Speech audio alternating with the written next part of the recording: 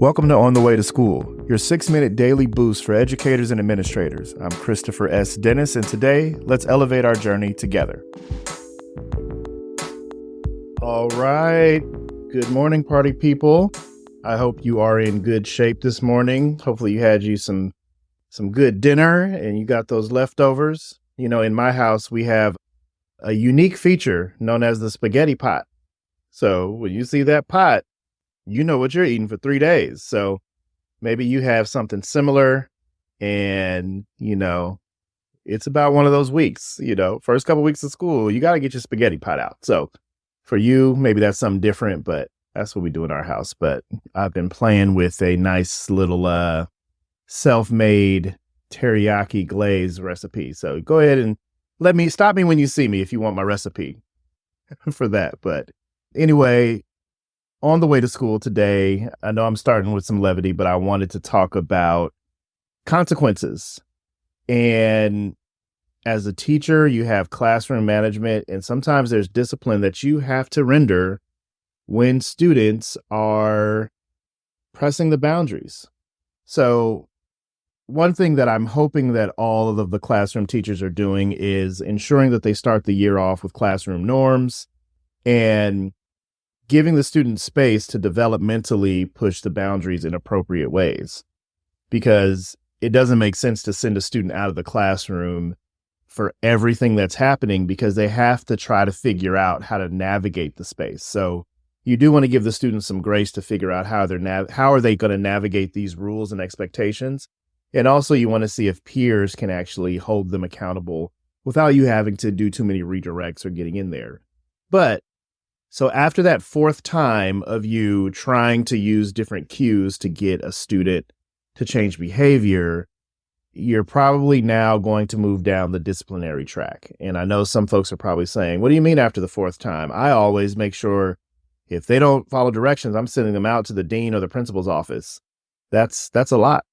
So just think about that. That's just a lot to do every single time. You definitely want to try to give the student space to grow and maneuver. But once you've crossed over into your disciplinary kind of protocol, there are a couple things that you want to keep in mind to ensure equity in your disciplinary approach. And depending on your school, you may have a restorative model, you may have a consequential punitive model, you may have a balance of both.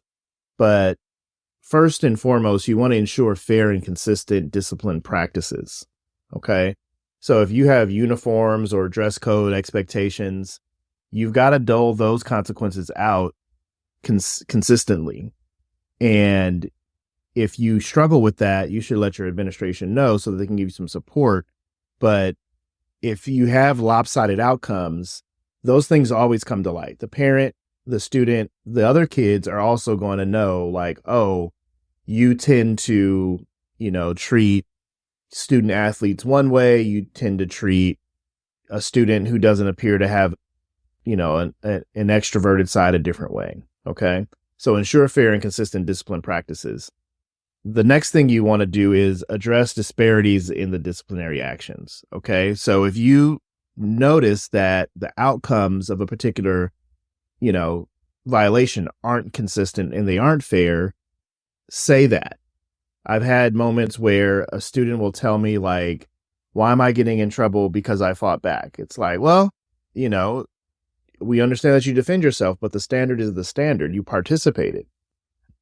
So it's okay to be honest with the student. It's okay to be honest with a parent within reason, because you shouldn't over disclose something that isn't developmentally appropriate.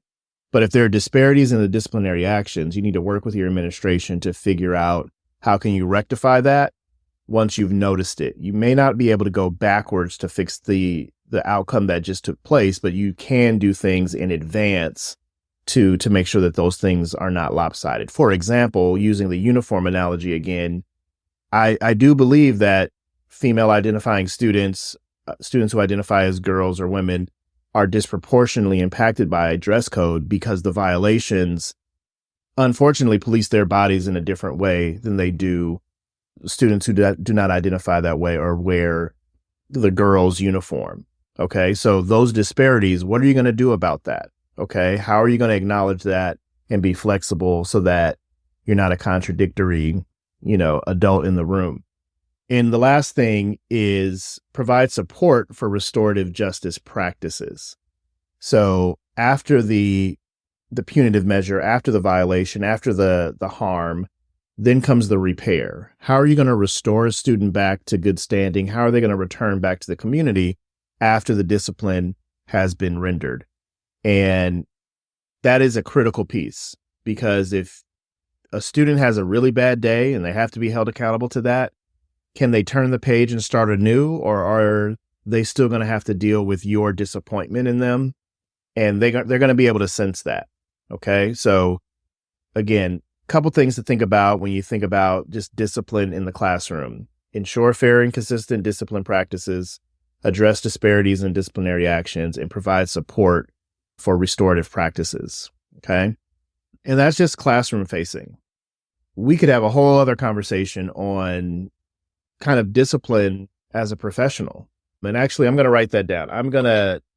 Tomorrow we're going to talk about what it looks like when you're on the receiving end of discipline as an employee, as a faculty or staff member. So anyway, hopefully that's not too much of a teaser for you, but I hope you have an amazing day and, look on the bright side on the way to school.